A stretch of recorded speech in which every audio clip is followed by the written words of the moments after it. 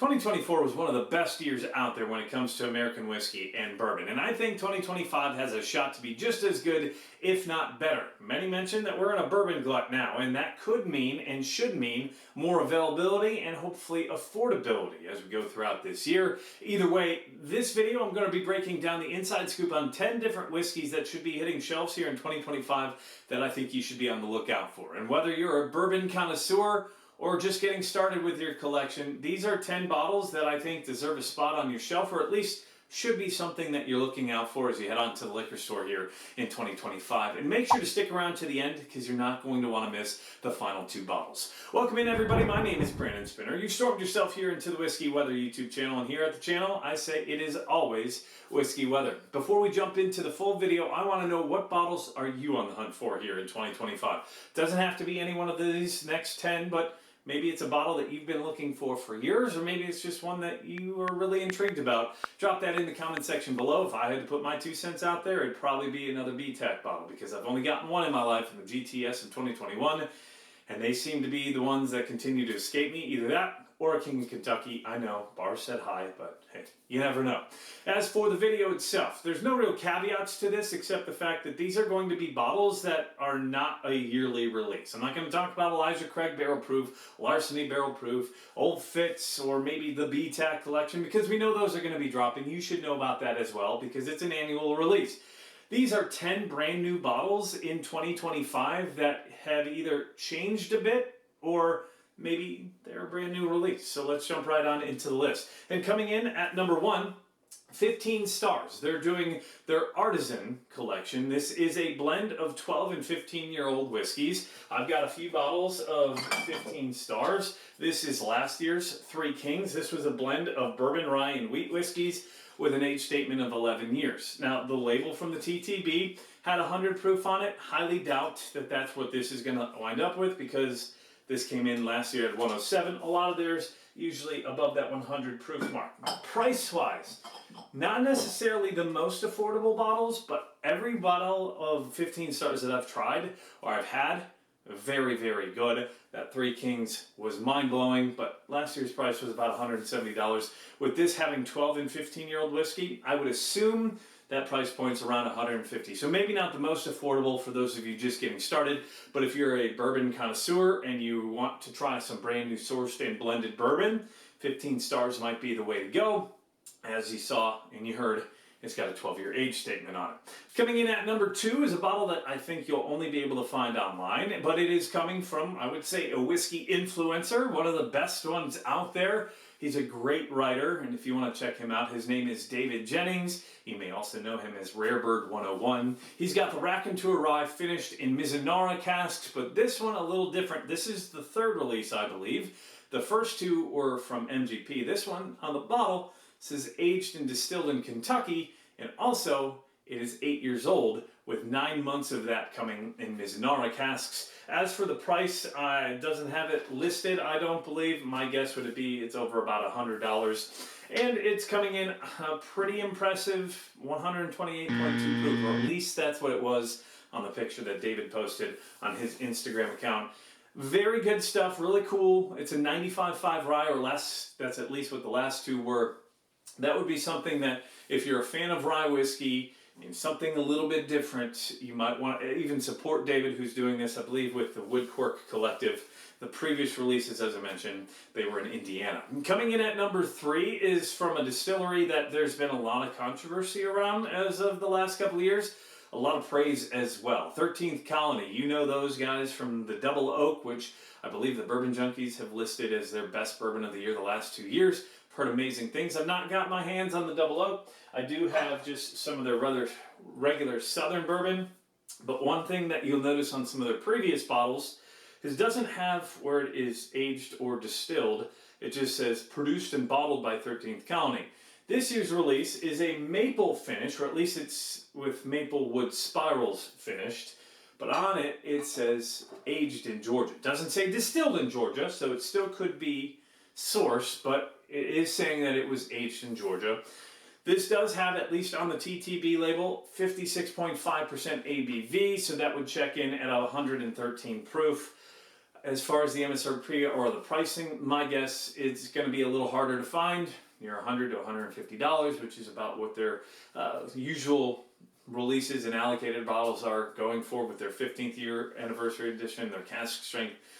I'm going to guess at least $130 to $150. Again, up there. Hopefully it comes in a little bit less than that and a little easier to find. I know it's not distributed in all states. You're probably going to be able to find it on Sealbox as well as in some stores across the United States. Number 4, 2 different bottles all combined into number 4. It's a bottle that you've probably seen before, but it's going to have a little bit different of a spin. I normally wouldn't be putting a Knob Creek release on a top 10 list for what to look out for in 2025 because we already heard about the 18-year the last 3 years. But something different with the Knob Creek this year, and that is their single barrel select bourbon. It has always been produced, or at least bottled, at 120 proof for the bourbon and 115 proof for the single barrel select rye.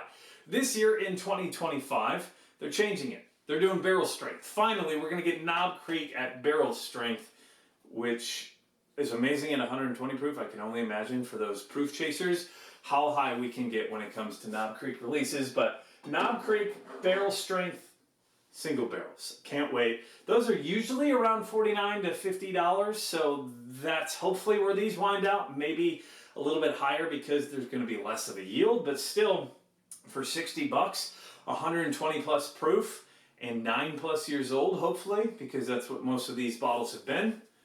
Be a good price, and that would be something to look out for, especially because it's something different from that series. Speaking of something different from a series, Penelope. We talked about them in the last video when I did it in October of a few bottles to be on the hunt for, and one of those bottles ended up being one of my top 5 bourbons of the year, which you can check out in that video up there on the top right of your screen. But Penelope was pretty active towards the end of 2024.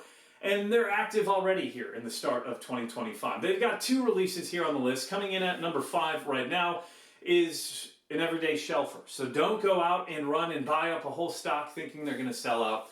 But they've got a brand new everyday shelfer, part of their everyday line, and that is the Penelope Wheated. I've heard great things from the people who have already bought a bottle. They had it listed at the Party Source here in town locally for $36. The MSRP is $39.99, so that's the really good price from the Party Source. But it's a 95 proof wheated bourbon. As far as the grain, it's a 4-grain bourbon, 74% corn, 7% rye, 16% wheat, and 3% malted barley. The folks over at Penelope, they're great folks. We're talking Michael, as well as Danny, but Wendy, Tim, as well as Matt, who is Bourbon Jeeper, if you find him on Instagram. Really cool people, down to earth, amazing, and I love what they're doing. Of course, this is all MGP juice because it is owned and operated by MGP or Ross and Squibb Distillery or Luxco Company. But if you're able to find this, this is the most affordable bottle on my list at $39.99, but some spots you're going to be able to find it cheaper.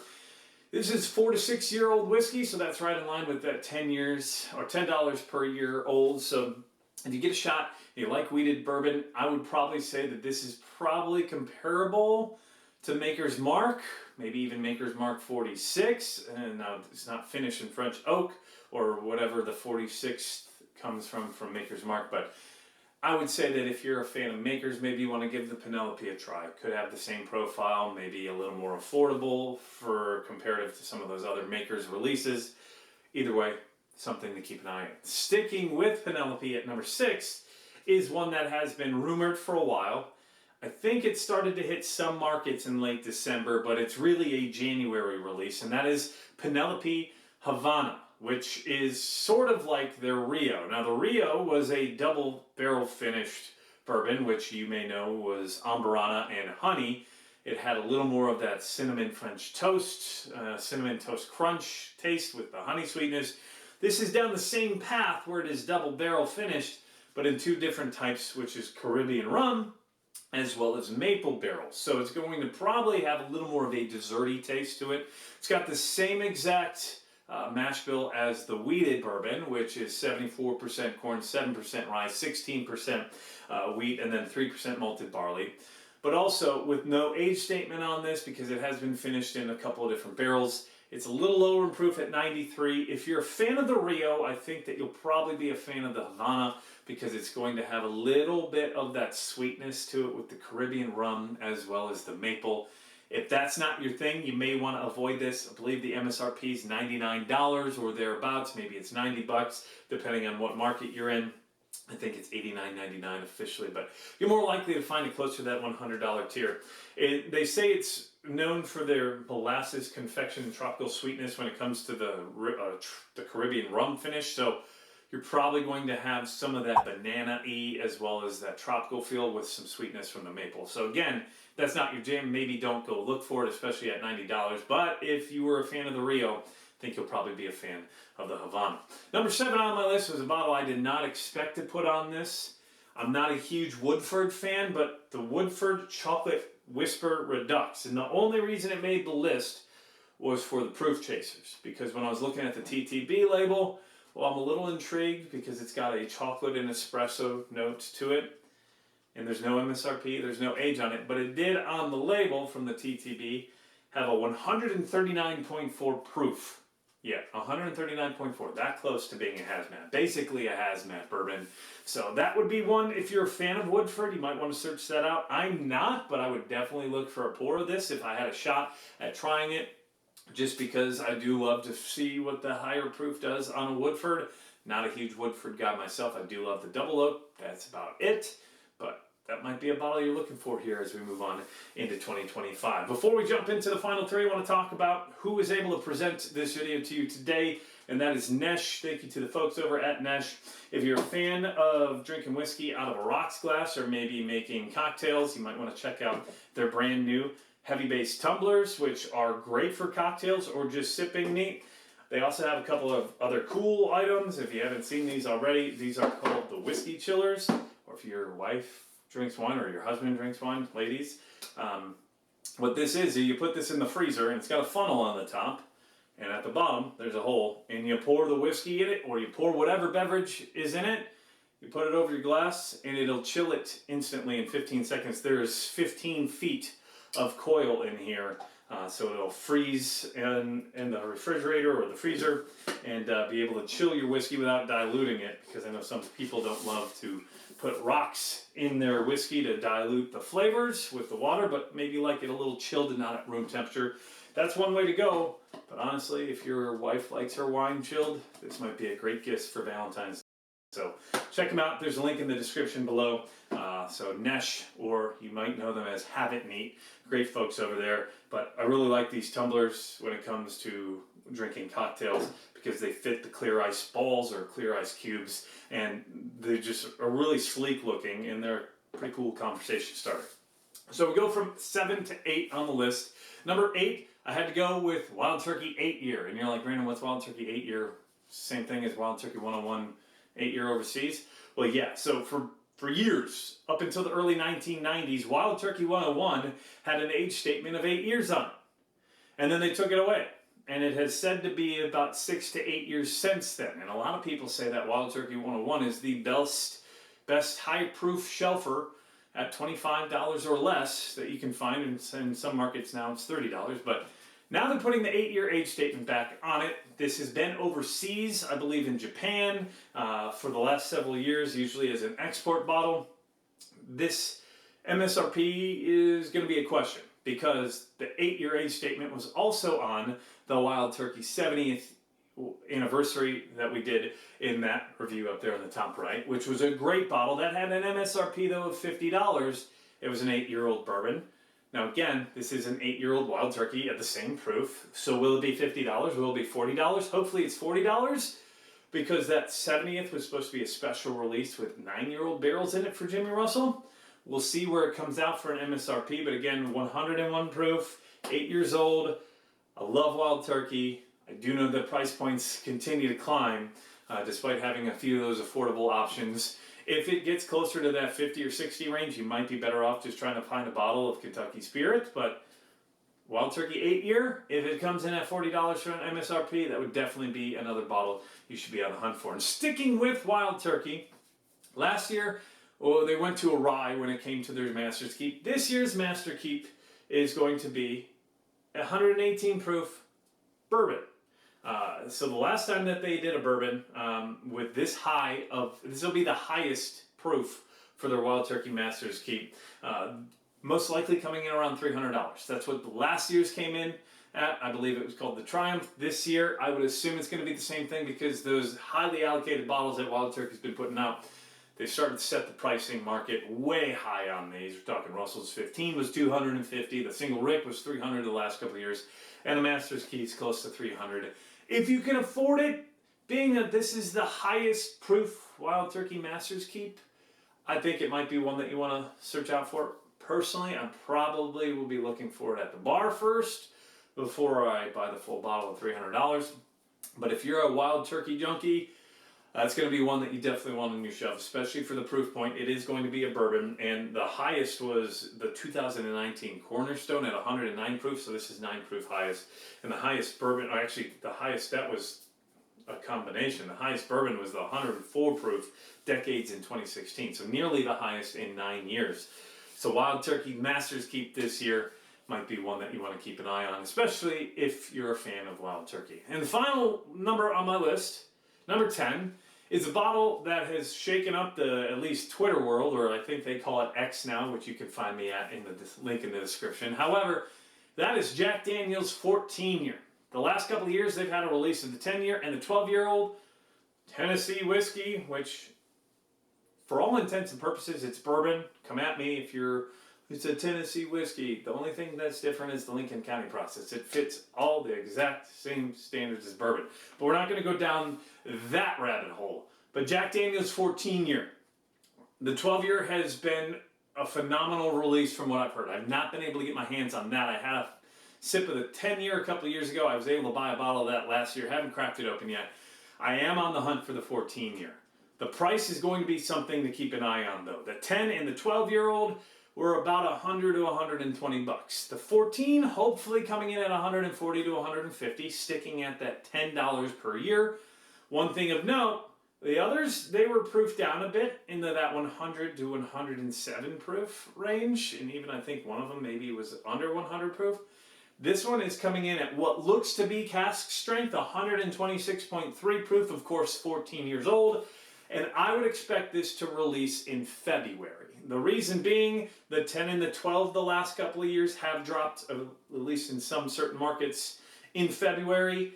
And the leaked pictures on X or Twitter, wherever you call it, they've already showed that these bottles are packaged up, that they've been labeled and dumped. So I would assume if they're already packaged up and put on boxes like you see in the photo right there, that they're probably going to be hitting certain markets within the next few weeks. So that would be my number one bottle personally at this point that has been rumored to release in 2025 that I'd be on the hunt for this year, because Jack Daniel's has been putting out some banger limited edition releases the last several years. And can you imagine what the 12-year would be like as a 14-year? I'm sure it is superb. So that is something that I'll be on the lookout for. And then there's an honorable mention. I say this is an honorable mention because one, most likely you're not going to be able to find it. Two, it may not even hit markets. It might be just for industry bottling. But that is E.H. Taylor Council or Distiller Council Bottle and Bond Bourbon. So that's more likely going to be an industry bottle, meaning it's only distributed to certain industry people in the industry, not likely to go out for sale, or maybe a special release at the distillery for an event. It's probably not going to be a bottle that goes out to distribution. Probably going to cost you an arm and a leg, because that's usually what happens with the E.H. Taylor Distilleries series, whether that's the Warehouse C, the Tornado Survivor, the 4 Grain, the 18-year-old Marriage, whatever it is, usually impossible, usually has a high price point. I only throw this on the list because I do think it is something that you should know about, but I wouldn't, certainly I won't be searching it out. If I walk into it, sure. But it's not going to be a bottle that I think deserves to be on your shelf, but I think you at least deserved to know about it. I hope you enjoyed this video, and I hope you got some value out of it. And if you did, don't forget to hit that subscribe button below. And the best way to support this channel without becoming a member or Patreon member would be to share this video with your friends and ask them what they would be buying off of this list if they were able to find a bottle here in 2025. Don't forget to smash that like button below. And if you do want to support the channel in another way, I want to give a big shout out to all my Patreon members. We are getting closer and closer to the 100 Patreon and YouTube membership plateau, that goal of 100 paying members. So if you'd like to support the channel, come and join the amazing members, the Storm Chasers, what I call them. You can get the link in the comment section below or also within the description. If you want to be part of the YouTube membership, same perks, same stuff there. It's just through YouTube. You can hit that join button right next to the subscribe button below. Hope again that you enjoyed this video, that you got some value out of it. Cheers to you. We'll end this the same way I end all my other videos. Please remember to drink responsibly, and it is always whiskey weather. If you like this video, you're going to love more of these videos up there on the top right of your screen. We'll see you in that next video. Cheers, y'all.